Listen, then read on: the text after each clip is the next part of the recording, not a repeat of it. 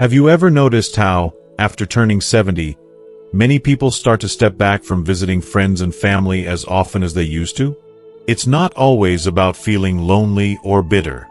Sometimes it's about something deeper, a quiet shift in how we see our time and energy. When you're younger, it feels natural to say yes to every invitation, to spend hours socializing, even when it's tiring. But as the years go by, you begin to realize that your time is precious and limited. Suddenly, you don't just want to fill your days with small talk or obligatory visits. You want to choose moments that truly nourish your spirit and protect your peace. It's not selfishness. It's wisdom earned from a lifetime of experience. This natural change is about honoring yourself, setting emotional boundaries, and valuing the energy you give to others.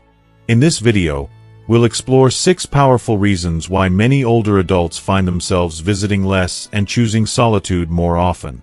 By understanding these truths, you may feel empowered and proud to live your life on your terms, focusing on what brings you joy and peace in this beautiful season of life. If you are not subscribed, subscribe and activate the notification bell so you don't miss any videos. If you like the topic of this video, please comment 1. If you don't, please comment 0 to let me know how I can improve and make better videos for you. Now, let's begin. There's a quiet wisdom that often comes with growing older, a kind of clarity that can only be earned after decades of putting others first. For many, this wisdom makes itself known most clearly in how we choose to spend our emotional energy.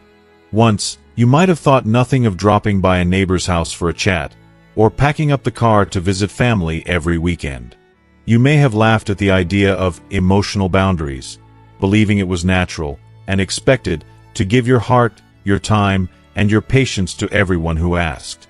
But with each passing year, you begin to see things differently. After 70, especially, you can feel it in your bones. Every interaction costs you something, and sometimes the price is just too high. The truth is, emotional energy is a finite resource. Just like physical stamina, it's something we have less of as we age, and it takes longer to recover from when we overextend ourselves. Yet, this is a truth few people talk about. The world tells us to keep showing up, to keep playing the role of the ever-present friend, sibling, or parent, no matter how drained or depleted we might feel inside. But after 70, there's a subtle shift. You start to notice which interactions leave you feeling uplifted and which ones leave you feeling hollow or anxious. The difference becomes impossible to ignore. This is the beginning of what psychologists call emotional boundaries. It's not about shutting people out or becoming cold.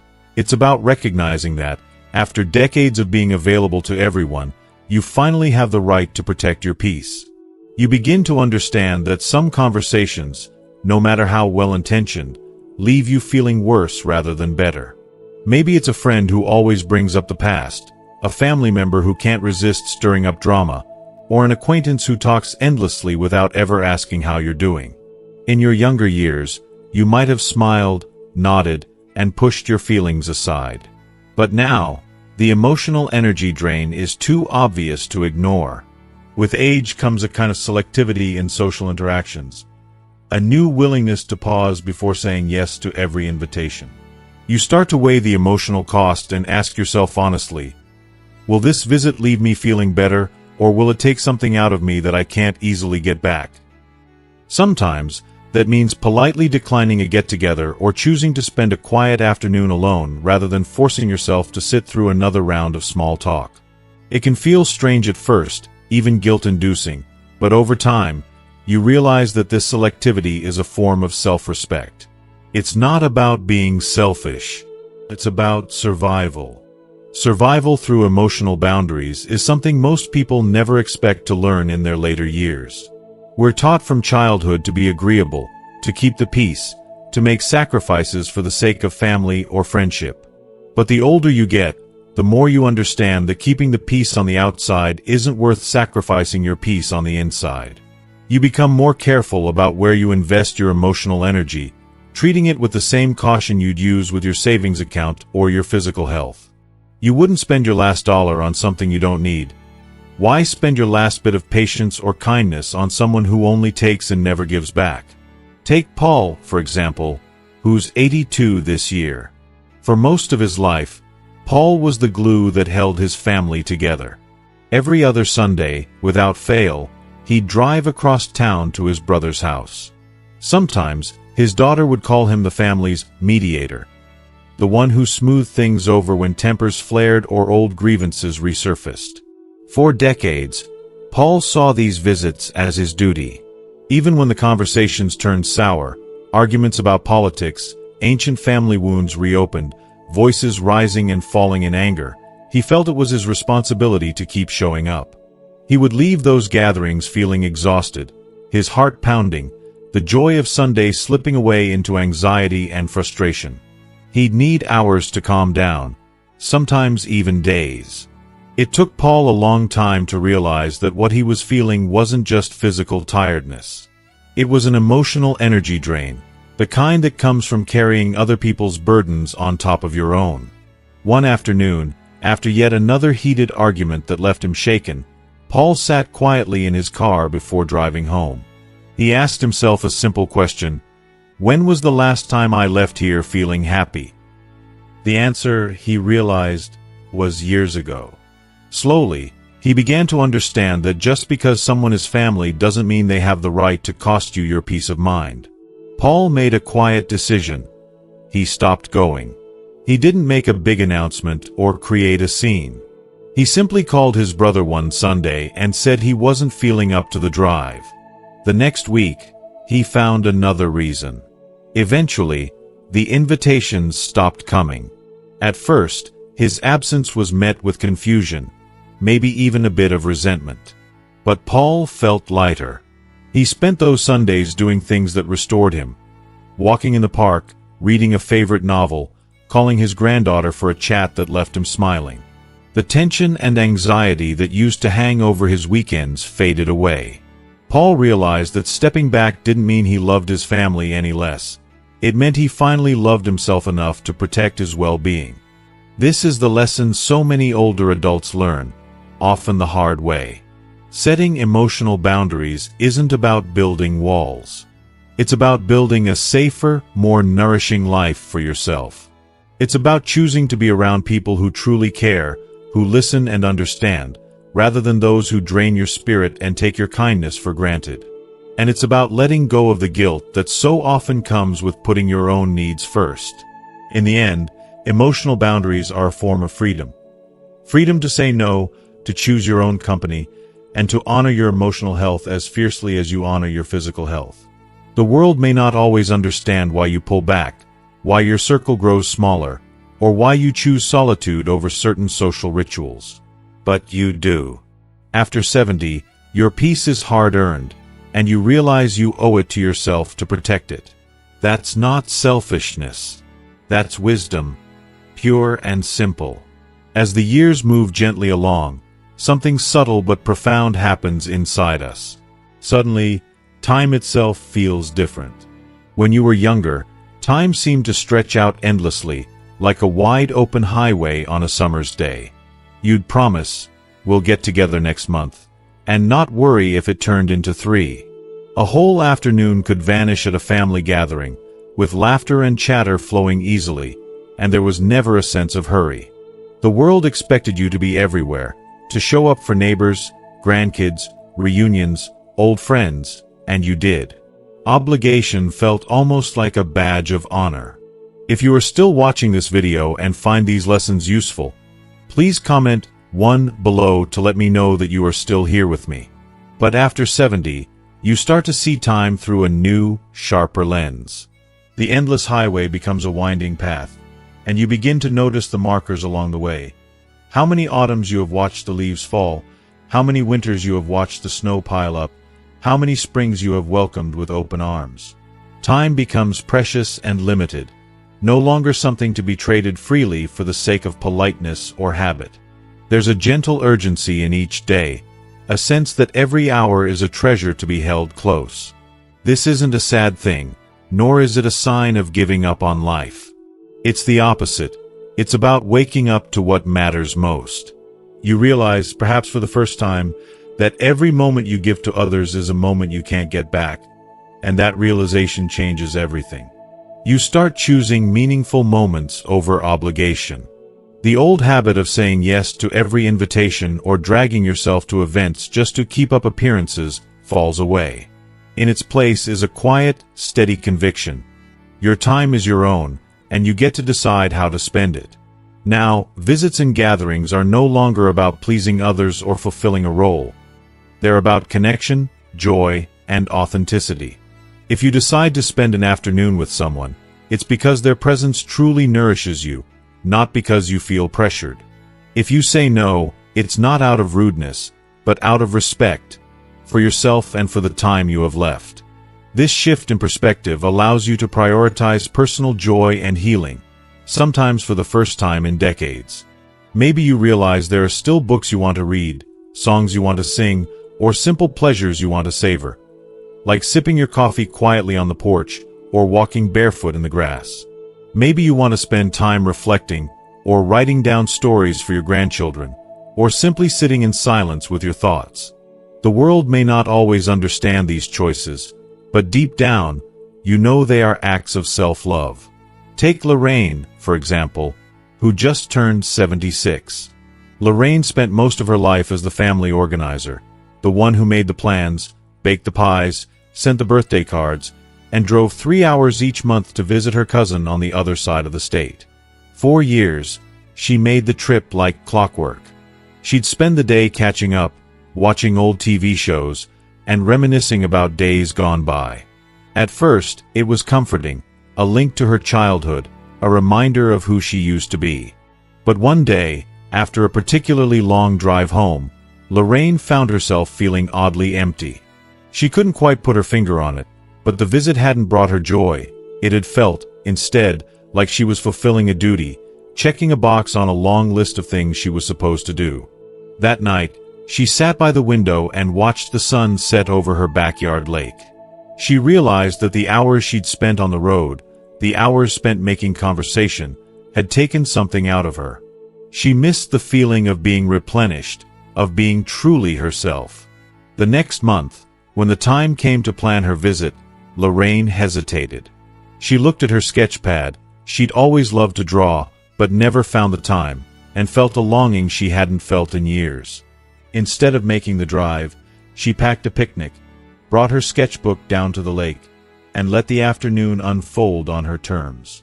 She drew the trees, the ripples on the water, and the heron perched quietly on the shore. She felt alive, peaceful, and, most of all, free. Her cousin was surprised when Lorraine called to say she wouldn't be making the trip. There was a hint of disappointment in the conversation, but Lorraine was gentle and honest. "I just need to do something for myself this time," she said softly. And as she hung up, Lorraine felt a weight lift from her shoulders. She understood in that moment that her time was hers to shape, not out of selfishness, but out of gratitude for the days still ahead. Over the months that followed, Lorraine began curating her life with the same care she brought to her art. She chose to spend time with people who truly listened and appreciated her. She let go of obligations that left her feeling empty or unfulfilled. She made room for new experiences, learning to cook a new recipe, joining a local book club, and volunteering at the animal shelter. Each decision was guided by the quiet knowledge that her time was precious, and she was finally permitting herself to use it well. If you ask Lorraine today about her new routine, she'll smile and say she's never felt more content. "I still love my family," she says, "but I've realized I don't have to stretch myself thin to prove it. I can love them from near or far, and I can love myself too."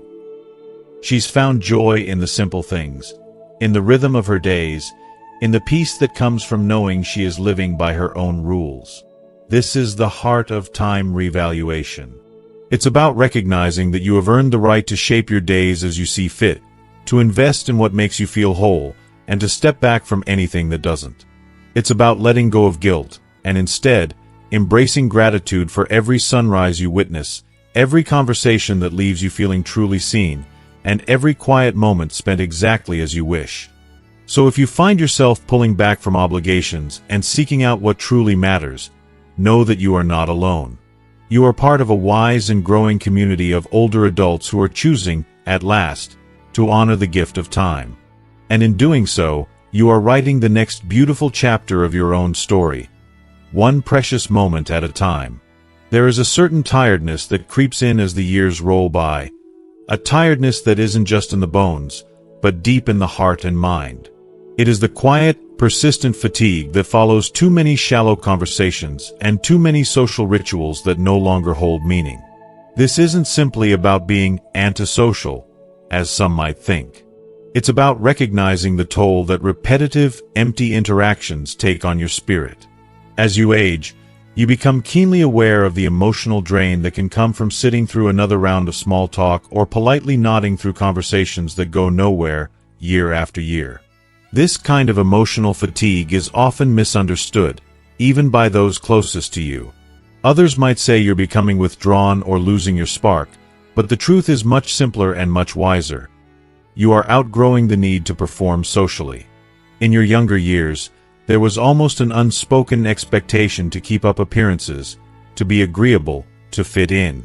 You might have been the life of the party or the steady presence at every gathering, always ready with a smile or a kind word, even if you didn't truly feel like being there. You played your role dutifully, thinking that was what life demanded. But time has a way of changing the rules. With age comes the freedom to finally listen to the quiet voice inside, the one that gently asks, "Does this truly matter to me?" You begin to notice which conversations make you feel seen and valued, and which ones leave you feeling like a background character in your own life. The chit-chat that once filled the hours now feels empty, the stories told 100 times lose their charm, and the endless updates about people you barely know become exhausting. The well of patience that once seemed bottomless now runs dry so much faster. This is where the idea of emotional selectivity comes in, a psychological shift that is as natural as it is necessary. Emotional selectivity theory explains that as people grow older, they become more intentional about who they spend their time with and which social interactions they invest in. Rather than spreading themselves thin, they focus on deepening the relationships that truly matter, seeking out emotional nourishment rather than mere entertainment. It's a shift from quantity to quality, from social performance to genuine connection.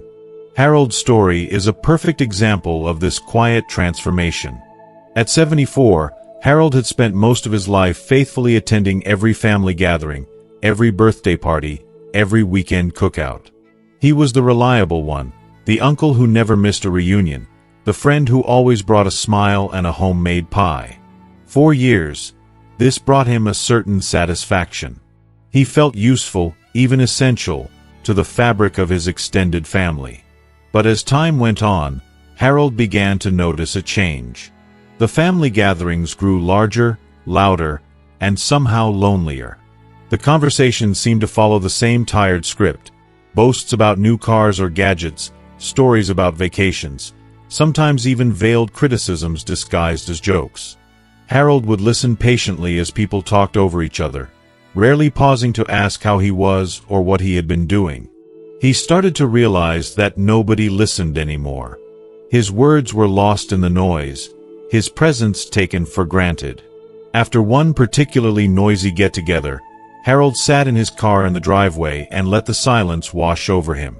He asked himself when he last felt truly happy at these gatherings, when he last felt noticed, appreciated, or understood. The answer stung. It had been a long, long time. It dawned on him that he had outgrown the need to perform, to show up simply because it was expected. He wasn't angry, just quietly resolved. If his presence didn't matter, why keep sacrificing his peace for it? So, Harold made a gentle change. The next time an invitation came, he politely declined, saying he had other plans. He didn't feel compelled to explain further. Instead of going, he spent the afternoon tending his garden, enjoying the quiet company of the birds and the sun on his back. The following week, he took a walk with his old friend Tom, someone who always made time to truly listen. Their conversation wandered from memories of childhood to dreams for the future, and when Harold returned home, he felt refreshed and at ease. Over time, Harold's absences from family events became more frequent. At first, a few people noticed. There were comments, questions, and even a little guilt. But Harold stood firm, not out of stubbornness but out of a newfound respect for his emotional needs. He realized that choosing solitude or the company of a true friend was not a failure, but a quiet victory. It was his way of honoring the wisdom that had come with age, the wisdom to prioritize depth over frequency, sincerity over obligation. For Harold, and so many others, this stage of life is about reclaiming the right to choose. To choose who to spend time with, to choose which conversations to engage in, and to choose when to step away. The emotional drain of shallow or repetitive interactions becomes a signpost, gently guiding you toward what brings real joy and meaning. The world may expect you to keep showing up, to keep performing, but you have earned the right to say no. In the end, what matters most is not the number of people at your table, but the quality of the connection you share. It's the friend who listens without judgment, the family member who checks in just to say hello, the neighbor who remembers your favorite flower. These are the relationships that fill your cup, that make you feel alive and cherished, even as your circle grows smaller. And if solitude is what you crave, that too is a worthy choice, one that allows you to listen to the gentle wisdom within. Emotional drain is not a sign of weakness. It's a sign of awakening. It's your heart telling you to slow down, to choose carefully, and to honor the time and energy you have left. If you find yourself pulling back from social events or letting go of empty rituals, know that you are not alone. You are stepping into a new season, one where you can finally live on your terms, guided by the deep, quiet truth of what truly matters to you. As the years quietly add up, you may start to notice that your body speaks to you in ways it never did before. It isn't always a shout. Sometimes, it's just a subtle whisper at the end of a long day, a gentle ache in your knees, a heaviness that settles in your shoulders, a tiredness that lingers long after you return home. You might remember a time when you could hop in the car, run errands, make a visit across town, and still have plenty of energy for an evening walk. Those days felt limitless, as if the world offered an endless reserve of strength just waiting to be spent. But after 70, something begins to shift, and the limits of physical stamina become impossible to ignore. If you are still watching this video and find these lessons useful, please comment 2 below to let me know that you are still here with me. It's not that you've given up or let yourself go. You might be as mentally sharp and lively as ever. But the body, with all its wisdom, sets new boundaries whether you want it to or not. A simple outing, a lunch with friends, a trip to the grocery store, a visit to a family member's house, becomes an adventure requiring careful planning and more effort than you remember. There is a cost to every excursion, and it isn't just counted in miles or hours, but in how long it takes you to recover afterward. One of the most surprising lessons of this season is that recovery time after outings becomes longer. It's not just about the moment itself, but the lingering fatigue that follows. Where you once bounced back in a matter of hours, now you might find yourself needing the rest of the day, or even the next morning, to feel fully yourself again. You start to notice how a 2-hour visit can leave you drained for the rest of the day. Your joints might ache, your mind feels foggy, and the simple joy of returning home is colored by a deep need for rest. This isn't a weakness. It isn't a defeat. It's simply the body's way of insisting that you pay attention, that you honor the limits it now sets. For many older adults, this new awareness leads to choosing rest and comfort over obligation. There was a time when you might have pushed yourself to go to every birthday party, every reunion, every neighbor's dinner invite, just to keep up appearances or avoid disappointing others. But now, there's a soft, honest wisdom that urges you to slow down. Instead of feeling guilty for saying no, you start to listen to what your body is telling you. You choose the soft chair over the hard bench, the quiet afternoon nap over the noisy restaurant, the peaceful evening at home over the exhausting journey across town. This gentle acceptance is what some call embodied wisdom. The idea that your body, just like your mind, holds deep intelligence about what you truly need. After a lifetime of ignoring aches and pains, brushing off tiredness, and doing just one more thing, you finally permit yourself to respect your body's signals. You no longer force yourself to keep going just to make others happy. You start to see rest as a form of self-care, not laziness. You realize that comfort is not a luxury, but a necessity you have earned. Barbara's story is a beautiful example of this quiet transformation. At 78, Barbara had always been the social one in her group of friends. Every Wednesday morning for nearly a decade, she drove to the same coffee shop for a get-together with 4 other women she'd known since high school. They laughed, shared stories, and reminisced about the old days. For a long time, these gatherings were a highlight of her week. But in the past year, Barbara noticed something different. Just getting ready felt like a chore. She'd have to rest before getting dressed, double-check her purse for her arthritis medication, and make sure her favorite seat was available. She couldn't manage the wobbly bench by the window anymore. Even the drive, only 20 minutes, felt longer than it used to. After a few hours of conversation, she'd come home sore, tired, and sometimes irritable, needing a nap just to recover. The joy of the outing was still there, but so was the undeniable cost. One afternoon, after returning from coffee, Barbara found herself standing in her kitchen, looking out at the garden she'd planted years ago. She realized she hadn't spent time tending her flowers in weeks. All her energy seemed to go into these outings, leaving little left for the things that brought her quiet happiness. That evening, she called one of her friends and explained, "I think I need to take a break from our Wednesdays for a while. I just don't bounce back like I used to." Her friends were surprised. "But we miss you," one said. Barbara smiled gently and replied, "I miss me too, especially when I overdo it." For the first time, she spent the next Wednesday morning in her garden, hands deep in the soil, surrounded by color and birdsong. She felt peace settle into her bones, a contentment she hadn't realized she'd been missing. Over time, Barbara became more selective about her outings. She still loved seeing her friends, but sometimes she invited them over for tea instead, where she could rest in her favorite chair and step outside to her garden when she needed a moment of quiet. She learned to choose activities that left her feeling restored, rather than depleted. And perhaps most importantly, she no longer felt obligated to push herself for the sake of tradition or someone else's expectations. This is the heart of embodied wisdom, listening to your body, trusting its signals, and believing that your comfort matters.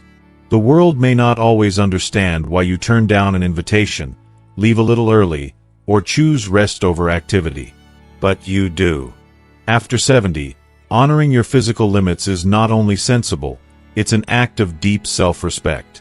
In this season of life, you are allowed to put your well-being first. You have spent decades showing up for others, pushing through pain, and ignoring fatigue. Now you get to choose what feels good, what brings peace, what allows you to live with gentle dignity. Your body, after all, has carried you through every chapter. It deserves your care, your patience, and your gratitude. If you ever find yourself hesitating before saying yes, or wondering if you're disappointing someone by choosing comfort, remember Barbara's wisdom. You haven't stopped caring. You've simply started listening. And that, in itself, is a beautiful and necessary kind of growth. With age comes a new kind of wisdom, one that isn't just about years, but about recognizing what truly matters. For many people after 70, that wisdom can be summed up with a simple truth. Your emotional energy is just as valuable as your time or your money. Just like you wouldn't spend your hard-earned savings on something that brings no return, you become far more careful about where and with whom you spend your feelings. This is the heart of emotional economy. Learning to guard your emotional resources and spend them only on relationships and experiences that bring you joy, comfort, or a sense of belonging. For most of our lives, we're taught that being polite is more important than being at peace. We smile and nod through uncomfortable conversations, show up for events even when our hearts aren't in it, and forgive people who never bother to change. Sometimes, we do it out of love. Other times, out of habit or a sense of duty. But as the years roll by, the cost of such emotional generosity becomes clearer. The truth is, some relationships, and some people, leave you feeling depleted, anxious, or even unseen. The older you get, the less willing you are to pay that price. You start valuing emotional energy like money. Every phone call, every visit, every family gathering or neighborly chat, you weigh with new honesty. Will this add something good to my day, or will it just leave me drained? Instead of spending yourself thin on everyone, you begin to invest more deeply in the people who reciprocate, who listen, who show up, who care about how you feel. You realize it's okay to protect your emotional savings, just as you would your financial ones. For many, this means stopping to invest in toxic or draining relationships. Maybe it's the friend who always criticizes, no matter how hard you try. Maybe it's the relative who never calls except to complain, or the neighbor who expects you to listen but never returns the favor. Where once you might have tolerated it, out of politeness, out of habit, out of the fear of being seen as cold, you now see the value in stepping back. You realize that peace of mind is worth far more than old routines. This shift doesn't mean you stop caring. It means you care deeply about your well-being, your emotional stability, and the quality of your days. Prioritizing peace over politeness is a lesson learned through hard experience. It takes courage to let go of what doesn't serve you, and to trust that the relationships that truly matter will survive your boundaries. Walter's story is a gentle reminder of this kind of transformation. Walter, now 82, spent much of his retirement trying to keep the peace with his grown son. Every Sunday, Walter would call, hoping for a warm conversation. But week after week, those calls left him feeling worse. His son rarely asked how he was doing. Instead, their conversations quickly turned into rushed monologues, complaints about work, curt responses, even snide remarks about Walter's life choices. It hurt, but Walter kept calling, believing it was his duty as a father. After a while, though, Walter started noticing how those phone calls affected him. The anticipation would fill him with anxiety, and afterward, he would feel empty, sometimes even angry. He realized he was investing precious emotional energy into a relationship that offered nothing in return except stress and disappointment. He thought about all the times he'd forced a smile, ignored a sharp comment, or swallowed his feelings just to keep the line open. One Sunday, Walter quietly made a decision. He would stop calling. He didn't make a big speech or demand an apology. He simply chose not to spend his emotional savings on a one-sided conversation. At first, there was silence, followed by a few brief calls from his son, but the tension slowly faded from Walter's life. Instead of reaching for the phone, Walter reached out to his neighbor Ed, a widower who loved crossword puzzles and jazz music as much as he did. Their conversations were easy, filled with laughter and genuine interest. Walter felt his spirits lift after every visit. Over time, Walter noticed something else. As he stopped pouring himself into draining relationships, he had more energy for the things that made him feel alive. He tended to his garden, joined a local community group, and even began writing down memories from his childhood. The sadness he once felt over his strained relationship with his son softened into acceptance. He realized that he could still love his son, but he didn't have to sacrifice his peace to do so. If you are still watching this video and find these lessons useful, please comment 3 below to let me know that you are still here with me. Walter's story isn't unique. Many older adults come to a similar crossroads, faced with the choice between maintaining old patterns or protecting their emotional health. Some people might not understand your decision to step back. They might call it selfish or cold. But only you know what it feels like to leave a conversation feeling lighter instead of heavier, or to spend a morning in quiet contentment instead of emotional turmoil. In the end, emotional economy is not about shutting people out. It's about deciding that you have the right, and even the responsibility, to guard your heart. After so many years of being everything to everyone, you finally get to choose peace over politeness. You become the careful steward of your emotional world, weeding out what no longer serves you, and nurturing what brings you real comfort and happiness. So, if you find yourself hesitating before picking up the phone or saying yes to another obligation, pause for a moment. Ask yourself if the emotional investment is worth the return. Trust that it's okay to walk away from what drains you and to walk toward what lifts you. Like Walter, you might find that the peace you gain is worth more than all the years you spent trying to please everyone else.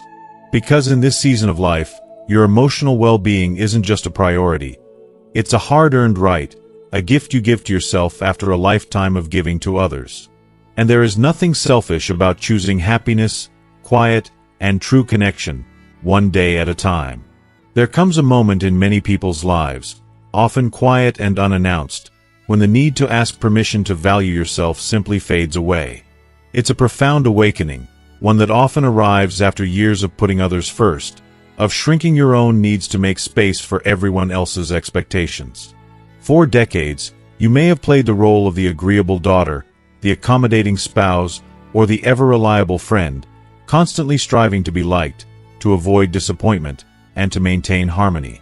But as the years go by, something shifts deep inside.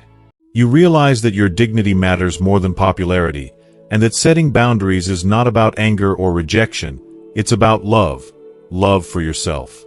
This self-respect awakening is one of the most powerful transformations that happens after 70. It means no longer shrinking to fit in or bending to avoid conflict.